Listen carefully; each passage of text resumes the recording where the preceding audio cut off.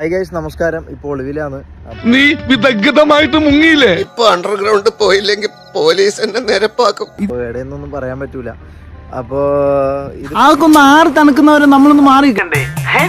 മാവ് മാറി കണ്ടില്ലേ? വയ്യ, എനിക്ക് വയ്യ, ഞാൻ ഇന്ത്യ വിടുകയാണ്. പുതിയ ചാനലാണ്. അപ്പൊ ഇതിലായിരിക്കും എല്ലാ കാര്യങ്ങളും വരിക. ലൈവ് ആണെങ്കിലും വ്ലോഗ് ആണെങ്കിലും എല്ലാം. എന്തിനടാ ബാബു ദൈവം നിനക്ക് ഇത്രയും ആത്മാർത്ഥത തന്നത്? അതാ സാർ എനിക്ക് മനസ്സിലാകാത്തത്. രക്ഷപ്പെടാന്നുള്ള സ്ഥലം എവിടെയാ? സ്നാപ്പ് ആയിട്ട് പിടിച്ചു കൊടുക്കാനല്ലടാ. കേരളത്തിലോട്ട് പോകാന്ന് വെച്ചാ കേരള പോലീസ് നല്ല ഇടിയാരുമല്ലേ?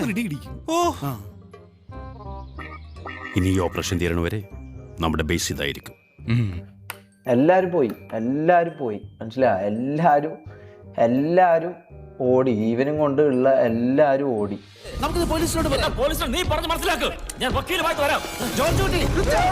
മനസ്സിലായ? ഞാനും ഓടി, മമ്മു ഓടി, ജാസ് ഓടി, എല്ലാരും ഓടി. കാരണം അല്ലെങ്കിൽ നമ്മളെ പിടിച്ചിട്ടിട്ട് നമ്മളെ ഇതിന്റെ ഇതാക്കിയിട്ട് ബാക്കി ഇതേതാണ്ട് എലിക്കണിയിൽ സൂന വെട്ടതുപോലെ.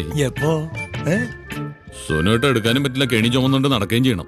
ചുമക്കാതെ പറ്റില്ലല്ലോ. എന്നെ പിടിക്കുന്നവരെ ഞാൻ എല്ലാ ദിവസവും രാത്രി 10 മണിക്ക് ഇവിടെ ലൈവ് ഉണ്ടാവും. ഒന്നിക്ക് ഇപ്പൊ പിടിക്കും, അല്ലെങ്കിൽ നാളെ പിടിക്കും. എപ്പാന്നറിയില്ല, പിടിക്കും. പണികൾ ഓരോന്ന് കാട്ടിക്കൂട്ടും ആലോചിക്കണായിരുന്നു. കയ്യിൽ ഇരിപ്പിന് ഇതൊന്നും പോരാ എന്നാണ്. ഓക്കെ, സ്വന്തമായിട്ട് പോയി കിട്ടി. ഞങ്ങൾക്ക് അങ്ങനെ തന്നെ തോന്നുന്ന കാര്യം. സ്വയം വരുത്തി വെച്ചല്ലേ? എല്ലാം നിന്റെ വിധിയാണെന്ന് കരുതി സമാധാനം.